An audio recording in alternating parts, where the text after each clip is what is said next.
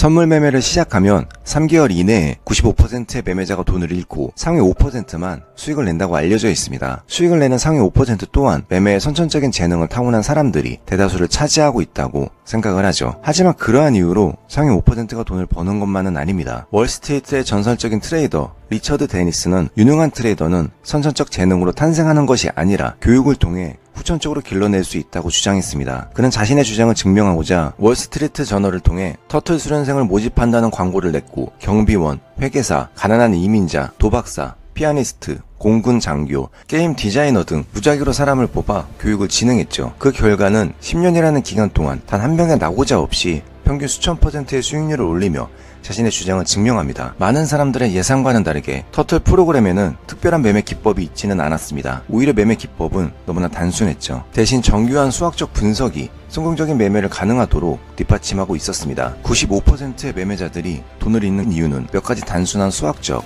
오류를 범하기 때문입니다. 이러한 수학적 오류의 근본적인 원인은 자금관리 부재로 인해 발생하게 되죠. 이 영상을 보면 주식, 선물, 옵션 매매를 이제 막 시작한 여러분뿐만 아니라 오랜 기간 매매를 해오던 경험자까지 내가 왜 손실만을 보며 매매를 해왔는지 그 이유를 처음 알게 되실 겁니다. 기존에 이러한 영상이 없었던 이유는 많은 사람들이 이러한 사실을 몰랐거나 아는 사람들 중에서도 자신만의 노하우이기 때문에 영상 제작이 안 되었을 수도 있었을 겁니다. 저 또한 이번 영상을 제작하는데 유료 강의 내용 중 자금관리 파트 일부 내용을 공개하게 되었고 영상 제작에 많은 고민을 했습니다.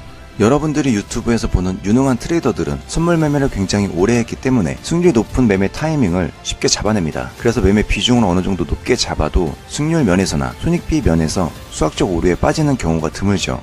그만큼 경험이 있기 때문에 매매 비중을 높게 잡고 매매를 반복해도 계좌를 불려나갈 수 있게 되는 겁니다. 하지만 여러분이 그 정도의 경험을 쌓지 않은 상황에서 자금 관리 없이 유능한 트레이더를 따라하며 매매 비중을 높게 잡고 매매를 지속한다면 얼마 지나지 않아 계좌는 바닥을 보이게 될 겁니다. 지금부터 자금관리가 무엇이고 어떤 수학적 오류에 빠져 95%의 매매자들이 손실만을 보게 되는지 알아보겠습니다. 초보 매매자가 매매 비중이 높고 변동성이 높은 거래를 지속하면 손익의 비대칭성의 함정에 빠져 절대 수익을 낼 수 없습니다. 먼저 본격적인 자금관리에 앞서 아주 간단한 개념부터 잡고 가겠습니다.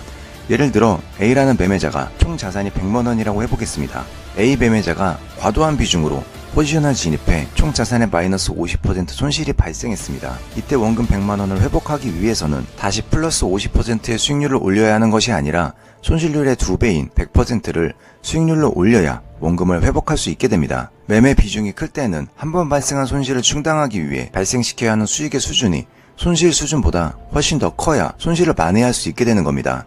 이처럼 기하 평균으로 인한 손익의 비대칭 현상은 손실 규모가 커지면 커질수록 더욱더 심하게 나타나게 됩니다. 예를 들어 1% 손실이 발생하게 되면 손실을 만회하기 위해 1.01%의 수익률을 올려야 원금이 회복되지만 마이너스 3% 손실이 발생한 경우 원금을 회복하기 위해 3.09%를 마이너스 10% 손실이 발생한 경우 11.11%를 마이너스 30% 손실이 발생한 경우 42%를 마이너스 50% 손실이 발생한 경우 100%를 90% 손실이 발생한 경우에는 무려 남아있는 금액의 9배인 900%를 수익률로 올려야 원금을 회복할 수 있게 됩니다. 예를 들어 총 자산이 1000만원일 때 마이너스 1% 손실이 발생하게 되면 남은 990만원으로 10만원을 회복하기 위해 1% 수준의 수익률을 올리면 원금이 회복되지만 50% 손실이 발생하게 되면 남은 500만원으로 500만원을 회복하기 위해 100% 수익률을 올려야 원금을 회복할 수 있게 되는 겁니다. 다시 말해 매매 비중이 작아 손실 규모가 작을 때에는 큰 문제가 되지 않지만 매매 비중이 커 손실 규모가 커지면 커질수록 수익은커녕 원금 회복조차 감당하기 힘든 상황에 놓이게 되는 것입니다. 이번에는 같은 조건에서 손실보다 수익이 더 큰 매매를 하면 결과가 어떻게 달라지는지 알아보겠습니다. 다시 한번 예를 들어 보겠습니다. A 매매자가 첫 번째 거래에서 30% 수익이 발생했다가 두 번째 거래에서 마이너스 20% 손실이 발생했다면 4%의 수익이 발생합니다. 이번에는 B 매매자가 첫 번째 거래에서 20% 수익이 발생했다가 두 번째 거래에서 마이너스 10% 손실이 발생했다고 해보겠습니다. 이번에는 수익률이 30%에서 20%로 낮아졌음에도 불구하고 8% 수익률이 발생하게 됩니다.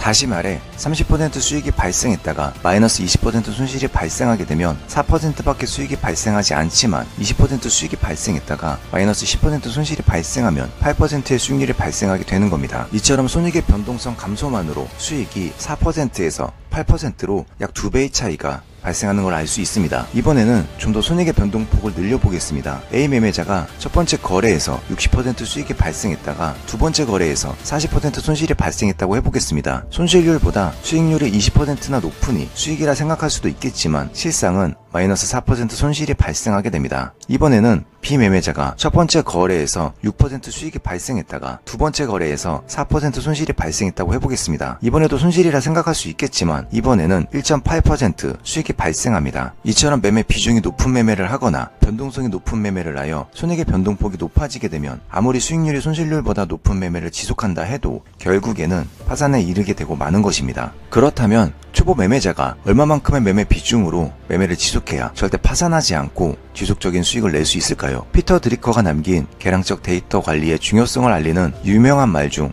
이런 말이 있습니다. 측정할 수 없으면 관리할 수 없고 관리할 수 없으면 계산할 수 없다. 즉 아무리 탁월한 매매 기법을 알고 있다 해도 자신의 매매를 체계적으로 기록하여 자금관리 원칙을 정립하지 못하면 결국 무엇이 잘못되어 있는지조차 모르기 때문에 손실나는 매매를 개선시킬 수 없게 되는 것입니다. 한 연구기관에서 61명을 대상으로 이와 같은 실험을 진행했다고 합니다. 61명의 실험 참여자들에게 각각 $25를 지급하고 60% 확률로 앞면이 나오는 동전 던지기 게임에 베팅할 것을 요구합니다. 이때 동전의 앞면을 맞추어 게임에서 이기게 되면 베팅 금액의 2배의 수익금을 지급하고 뒷면이 나와 틀리면 베팅금 전액을 잃게 되는 게임이었죠. 이 게임에서 최대 수익으로 가져갈 수 있는 금액은 $250였다고 합니다. 실험 참여자 중 과연 몇 명이나 최대 금액인 $250를 가져갈 수 있었을까요? 놀랍게도 승률이 60%나 되는 우위가 있는 게임임에도 불구하고 28%의 참여자가 파산을 하였고 나머지 72%의 평균 보유액은 $91에 불과했다고 합니다. 이 중 최대 수익금에 도달한 참여자는 21%에 지나지 않았다고 하죠. 우위가 있는 게임임에도 불구하고 3명 중 1명이 파산을 했다는 말이 됩니다. 61명 중 18명의 참여자는 한 번 동전 던지기 게임에 올인을 했고 3분의 2의 참여자는 어떤 판에서는 승률이 40%밖에 되지 않는 뒷면에 돈을 걸었다고 합니다. 이 두 가지 방법 모두 합리적이고 이성적인 판단이라고 볼 수 없죠. 이와 같은 실험 결과처럼 투자나 매매에서도 어떻게 자금관리 운영을 해야 하는지에 대한 명확한 기준이나 원칙이 없다면 아무리 우위가 있는 거래를 지속한다 해도 자금 운용을 단순히 감에만 의존하거나 감정적인 매매로 인해 좋지 못한 결과로 이어질 수밖에 없는 것입니다. 이와 같은 연구기관에서 진행한 실험 결과처럼 앞면이 나올 확률 60%, 수익금과 손실금액이 같아 손익비가 1인 게임이 있다면 켈리의 공식에 대입하여 최적의 베팅 금액을 산출해낼 수 있습니다. 켈리의 공식에 대입해 본다면 최적의 베팅 금액은 총 자산의 20%를 베팅하는 것이 최적의 베팅 금액이 됩니다. 이와 같은 베팅 방식으로 게임을 지속하여 복리로 자금을 운용하게 되면 절대 파산하지 않고 가장 빠르게 최대 수익에 도달할 수 있게 되죠. 방금 설명드린 연구 결과는 켈리의 법칙을 소개할 때 많이 사용되는 실제 연구 사례입니다. 실험 결과와 마찬가지로 선물 옵션 또한 체계적인 자금관리 원칙을 정립하지 않고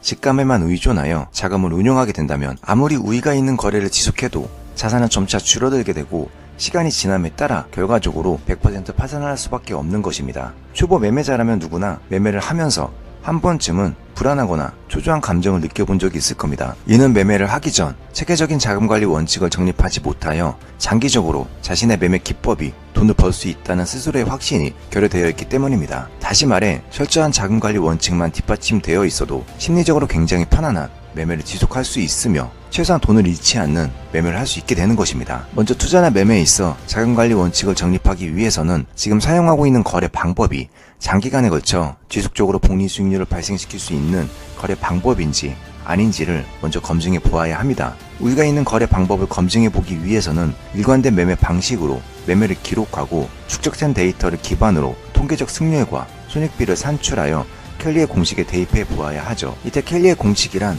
우위가 있는 거래를 지속한다고 했을 때 총 자산의 몇 %를 투입해야 절대 파산하지 않고 가장 빠르게 복리로 자산을 증식시킬 수 있는가에 대한 공식입니다. 먼저 켈리의 공식을 이해하기 쉽게 예를 들어 설명해 보도록 하겠습니다. A 매매자의 총 자산은 1000만 원입니다. 70% 확률로 수익이 발생하는 어떤 특별한 매매 기법이 있다고 해보겠습니다. 이때 매매를 성공하면 100만 원의 수익이 발생하고 매매를 실패하면 100만 원의 손실이 발생합니다. 이러한 거래를 지속한다고 했을 때 총 자산의 몇 %를 투입해야 절대 파산하지 않고 가장 빠르게 복리로 자산을 증식시킬 수 있는지 알아보도록 하겠습니다. 켈리의 공식은 다음과 같습니다. 이처럼 승률 70%, 평균 수익 100만원, 평균 손실 100만원인 거래를 켈리의 공식에 대입해 본다면 최적의 매매 비중은 총 자산의 40%가 됩니다. 이때 평균 수익이나 평균 손실 대신 평균 수익률이나 평균 손실률을 대입해도 같은 결과가 나오게 됩니다. 즉 이와 같은 매매를 반복한다고 했을 때 총 자산의 40%를 지속해서 투입한다면 절대 파산하지 않고 가장 빠르게 복리로 자산을 증식시킬 수 있게 되는 거죠. 하지만 만약 켈리의 공식에 대입해 산출된 최적의 매매 베팅 금액에서 단 1%라도 매매 비중을 높인다면 결국 장기적으로 파산을 하게 됩니다. 이 공식은 수많은 천재 수학자들을 통해 검증된 공식이며 실제 워렌 버핏을 비롯한 수많은 성공한 투자자와 트레이더들이 자신의 자금 관리에 적용시켜 성공함으로써 실제 매매에서도 수없이 검증한 법칙이기도 합니다. 그렇다면 어째서 대부분의 개인 투자자들은 이러한 공식을 적극적으로 활용하지 않고 감에만 의존하며 매매를 하는 걸까요? 제 생각엔 그 이유는 크게 두 가지라고 봅니다. 첫 번째는 대부분의 사람들이 단기간 큰 수익을 노리며 시장에 참여하기 때문에 지루하고 답답하게 느껴지는 자금 관리에 크게 관심을 두지 않기 때문일 것입니다. 두 번째는 자금 관리에 관심이 있다 해도 지속해서 일관성 있게 우위를 점할 수 있는 매매 방법을 찾아 스스로 매매를 기록하고 통계적 승률과 손익비를 산출해 그 실효를 검증하기란 상당히 어려운 작업이기 때문일 겁니다. 켈리의 공식에 대입해 보았을 때 의미 있는 매매 비중을 산출해내기 위해서는 평균 승률을 높이거나 손실보다 수익이 높게 발생하는 일관된 거래 방식을 찾아내어 거래에서 우위를 점해야 합니다. 예를 들어 승률이 70%이지만 평균 수익보다 평균 손실이 훨씬 더 크다면 거래에서 우위를 점할 수 있다고 볼 수 없겠죠. 승률이 70%이고 평균 수익이 100만원, 평균 손실이 250만원일 때 승률과 손익비를 켈리의 공식에 대입해 본다면 마이너스 값이 나오기 때문입니다. 초보 매매자가 아무런 우위 없이 매매를 시작하게 되면 50% 확률로 상승하거나 하락하는 주식이나 선물 시장에서 평균 승률은 50% 정도가 될 것입니다. 또한 대부분 거래자들이 수익보다 손실을 오래 보유하려는 경향이 있다는 점을 고려한다면 손익비는 1에 못 미치겠죠. 하지만 좀 더 객관적인 비교를 위해 평균 수익과 평균 손실이 같다는 가정하에 손익비를 1이라고 해보겠습니다. 이처럼 아무런 우위가 없는 거래를 지속한다고 했을 때 승률과 손익비를 켈리의 공식에 대입해본다면 최적의 베팅 금액은 0이 나오게 됩니다. 우위가 없는 거래를 지속해서 매매를 하게 되면 수수료와 슬리피지로 인해 자산은 점차 줄어들게 되고 결국엔 파산을 하게 되고 마는 거죠. 그렇기 때문에 시장에서 패턴을 찾아내어 매매 승률을 올리거나 손실을 빠르게 청산하고 수익을 오래 보유하면서 손익비를 높여 거래에서 우위를 점하려는 노력을 해야 하는 것입니다. 우위 있는 거래 방법을 찾아냈고 그 실효성의 여부를 판단하기 위해서는 일관된 매매를 장기간 기록하여 축적한 데이터를 기반으로 통계적 확률과 손익비를 산출해낼 수 있어야 합니다. 통계적 확률이란 동일한 조건의 진입과 청산 데이터를 수집하여 수익과 손실이 발생하는 장기간의 비율이 뒷받침되어야 알 수 있게 됩니다. 그러므로 매매 승률과 손익비를 구하기 위해서는 매매의 동일한 조건을 설정하는 일이 반드시 선행되어야 하며 일정 기간 동안 동일한 매매 방법으로 성공과 실패의 모든 경우의 데이터를 확보해야 하지만 통계적 승률과 손익비를 구할 수 있으며 켈리의 공식에 대입하여 시장에서 우위가 있는 거래 방법인지 아닌지를 비로소 검증할 수 있게 되는 겁니다. 이때 통계적 의미를 가질 수 있는 매매 횟수는 최소 30회가 넘어야 합니다. 최소 30회 이상의 매매가 아니라면 표본이 너무 적어 단순히 운에 의해 결정된 값일 수도 있기 때문이죠. 그렇기 때문에 본인의 매매 방식을 평가하기 위해서는 최소 적어도 30회 이상의 일관된 매매 방식으로 승률과 손익비를 평가해야 하는 것입니다. 또한 통계적 확률과 더불어 매매에서의 손익비는 단순히 수익과 손실만을 반영하여 산출하기보다 슬리피지나 거래 수수료를 고려하여 반영을 해야 합니다. 만약 우위가 있는 매매 기법을 찾아 켈리의 공식에 대입하여 최적의 매매 비중을 산출해도 산출한 비중을 그대로 매매에 적용하기보다 산출된 매매 비중에서 절반 이하의 금액으로 낮춰 잡아 매매 비중으로 정하는 것이 좋습니다. 매매를 하다 보면 수많은 변수가 존재하고 자신의 매매 기법이 상승장이나 하락장에서만 유효한 매매 기법일 수도 있기 때문이죠. 그렇기 때문에 최적의 매매 비중을 산출하였다 해도 보수적인 관점에서 적용하는 것이 현명한 방법일 것입니다. 시장에는 이미 검증된 수많은 매매 패턴과 기법들이 공개되어 있습니다. 하지만 안타깝게도 대다수의 매매자들이 자금 관리를 간과한 채 수학적 오류에 빠지며 여러 기법들을 제대로 활용하고 있지 못하고 있죠. 다음 영상에서는 시장에서 우위를 점할 수 있는 여러 시장 패턴과 매매 기법을 알아보고 켈리의 공식에 대입해 그 실효가 있는지 함께 알아보겠습니다. 네, 이번 영상은 여기까지 하겠습니다. 네, 감사합니다. 지금까지 직트였습니다.